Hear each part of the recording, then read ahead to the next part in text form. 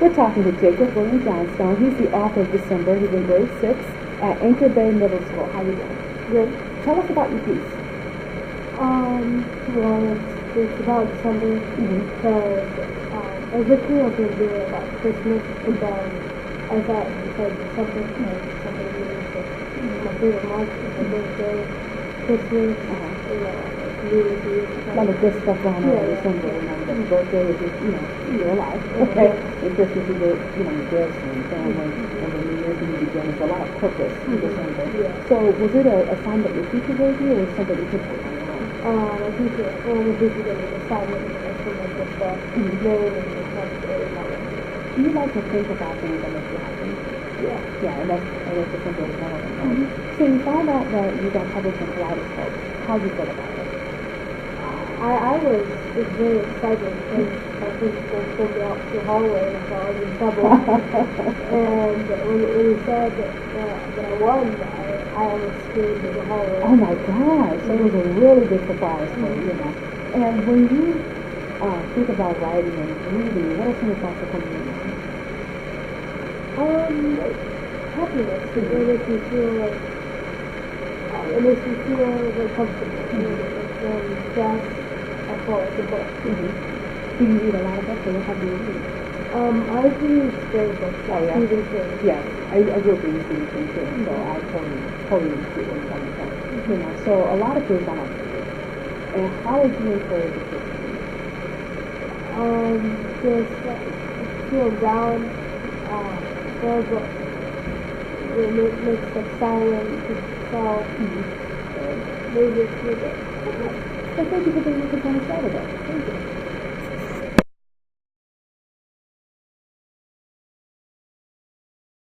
We're talking to Lilliana Tundo. She is the author of The Water Slide in 2nd grade at Francois Massoni Elementary. How you doing, Lilliana? Good.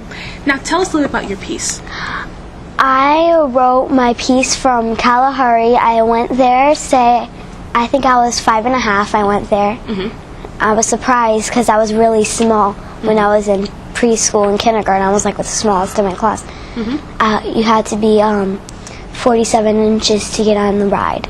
I was surprised I got on the ride. Oh, okay. So that's one of the reasons that you wrote about this? Yeah. Okay. How did it feel being on the water slide? The water slide was really fun. Dante told me, he's my friend. He told me that the water slide was good, and it had one of those big loops things. Okay, so I always wanted to try one of those. Oh, okay, so it went like down. Yeah. Okay. Was there water splashing in your face and going really fast? Yeah. And into the thing. So when you talk about that experience, what kind of feelings do you feel about it? I felt I bumped my head. I told that in the story that hurt. Like, that wasn't a good memory, right? But that's okay. It looks like it kind of came out okay. So you found out that your piece got selected to be published in Kaleidescope. How'd you feel about it? I felt really good. Were you surprised? I was surprised because I thought it was the worst story I ever wrote in my life. Well, let me tell you, as a writer, sometimes we get that way, and then people really like what we write. So a lot of kids don't like to read. I want you to give us some positive words to encourage kids to read. To read other books, When somebody writes, maybe you'll read a book that has like comic in it, and then you really like comic, and then you found out the author, and then he wrote millions more books. So that's probably a good way to start your reading. What type of books do you like to read? I like to read the comics. My favorite author is Raina Telgemeier. So what kind of books? She writes comic books, I guess? Yeah, she writes. So like fantasies? Oh, okay. What's one of your favorite characters in one of her books? Raina is. Raina? What does Raina do? She's a sister to Armia, who I read Sisters. I got that at my school's book fair. They're on a road trip to Colorado to meet their cousins, and they're having one heck of a time. Oh, okay. Well, thank you so much for being with us on the show today. You're welcome. We are talking to Maximillan Wisniewski. He wrote the story Snakezilla. He's in grade 3 at Flicklinger Elementary. How you doing today? Good. Tell us a little bit about your piece. Okay. Well, it took me about 2 days to write. It took you 2 days? Mm-hmm. Do you like snakes? Yeah. You do like snakes? So in Snakezilla, is there like a monster that someone has to fight? Well, the mice, they live in a little city, and they have to, Snakezilla is a monster, and Snakezilla wants to eat them, but the mouse has to find a way to get them away. Oh, so the mice are trying to get away from the Snakezilla, right? So what made you want to write about that? Well, my first 2 stories were Dogzilla and Catzilla, so I wanted to, Cat Kong. I wanted to think of another one that would, interest me with Zilla, like Snakezilla. So that's when it came, so you did Cat Kong, Dogzilla, and then you had Snakezilla, Yeah. okay? In your mind, is the Snakezilla huge with lots of scales on it and stuff like that? So you found out that your piece got published in Kaleidescope. How did you feel about that? Really excited. Excited? Okay. And so, a lot of kids don't like to read. How would you encourage a kid to read? Well, I would say reading is fun and interesting. There's a lot of weird and interesting facts. A lot of weird and interesting facts are in stories. That's good. What kind of books do you like to read? I like to read chapter books. And chapter books? Yeah. Oh, okay. Well, Maximilian, thank you for being with us on the show today.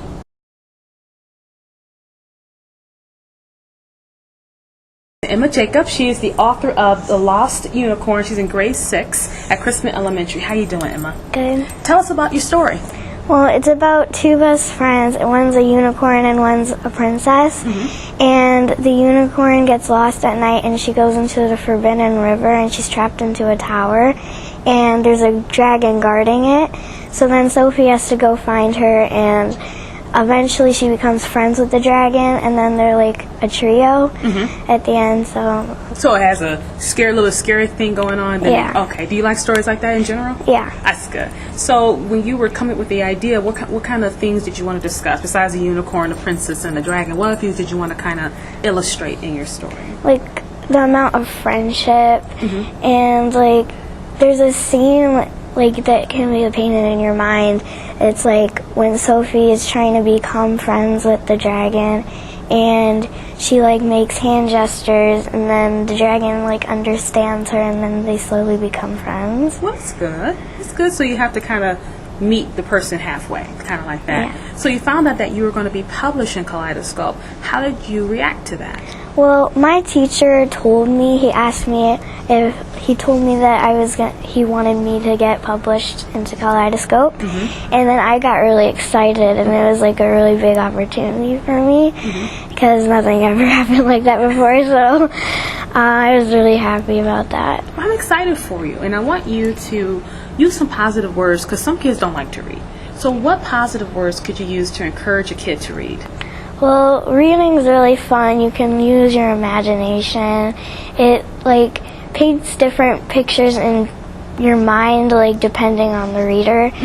And it's really fun, and it takes you away just somewhere else, and you can travel different places, you can meet different people, you can get to know the characters, and it's really fun. What kind of books do you like? I like longer books, and my favorite series are the Chronicles of Narnia and The School for Good and Evil. They're I like fairy tales mainly, and they're so full of magic and everything, so I like that kind of from your piece, that's why you wrote it, because you like that type of thing. So I'm really glad that you are here with me today. Thank you for being with me. We're talking to Sophia LaBrecque. She is the author of Halloween Happiness. She's in grade 6 at Isaac Monfort Elementary. How you doing? Good, how are you? Fine, good. Tell us about your piece. It's about the Halloween of 2016. Or 15, sorry. And it was raining out, which made it really hard to trick or treat. And no one was really out, so it was just fun being kind of out there in the rain with my friends, just having a good time. Did your costumes get like soaked? Soaked. So you got soaked. And so did you get a lot of candy that week? A lot of candy. So is that your favorite holiday? One of them. One of them. Okay. So what did you dress up as? I used to be into Descendants. Oh yeah. The Disney movie. So I dressed up as one of the main characters named Evie.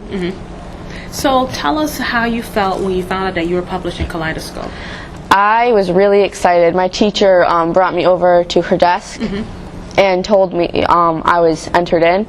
Then I ran over to my friend who had been accepted in 3rd grade, and we just were really happy. Oh, good. So when you were coming up with the story idea, why did you choose Halloween? We had to write a personal narrative. Okay. And it was around Halloween time, and I was really excited for Halloween.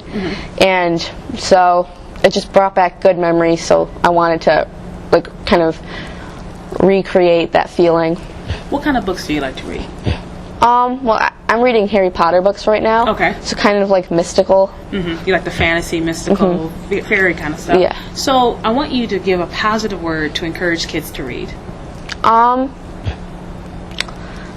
would say just be determined. Just learn. And that's what reading does, helps you to continue to learn. Yeah, and progress. And progress. That's good. That's good. Do you think you'd want to be a writer one day? Maybe. Maybe. What would you write? Would you write like J.K. Rowling's books, like Harry Potter? Yeah, that kind of thing, probably. Yeah. Well, thank you for being with me on the show today. We're talking today to Dayvon Watts. He is in the 11th grade, and his piece is called The Necklace Story, and he's at Southeast Michigan Virtual Academy. How you doing today? Good. Tell us about your piece. Well, it was something I just came up with, like in short moment. In a short moment? Yeah. How did you get into that mood? Did you have to listen to music? Did you go into a quiet place? How'd you get in the mood? It was just something I thought about it. Like I seen the email they sent. I looked the email over, and I thought about writing it. I first thought about the name. Then after the name came, I just wrote the whole story. So what's the story about? It's basically about what's it about? It's it was supposed to be written after this story that I previously wrote, but because I wrote this story to my crush, it was supposed to be about a crush story, but I changed that and just wrote a necklace story, a Christmas story. So is that the prequel to your other story or the sequel to it? No, it's not a prequel. It was Christmas time, and I was just thinking about that. Oh, cool. So you found out that you got published in Kaleidescope. How did you feel about it? I was happy. Was you really geeked about it? Now, when you read, what type of books do you like to read? Well, you ever read The Hatchet? Well, I read books like that. I read mystery. What kind of genre is it? What kind of genre is The Hatchet? It's like that's mystery mixed with action too. Oh, a lot of action. It's almost like a movie. Kind of like when you read, it's like a movie. Yeah, The Hatchet was a movie. It was? Yeah. Oh, see how much I know, right? So I read a lot of books. So I don't read a lot of. I read, so I don't watch a lot of movies. Go figure. But when you talk to someone who doesn't like to read, how would you encourage them to read? Watch the movie first. Watch the movie first? Yeah. Do you think the movie's always better than the book? What do you think? Or do you think vice versa? I mean, the books have more to it, but the movies is just a short story basically. Okay, so you say watch the movie first, then read the book. That's how you encourage someone to read. Why do you think it's important for people to know how to read? Why do you think that's important? Well, it's always important to know how to read. I mean, if somebody was to write you a letter, you wouldn't know how to read it. You would just be out of luck. But I mean, it's always going to be important to read, but writing is better. Writing is better. Why do you think it's better?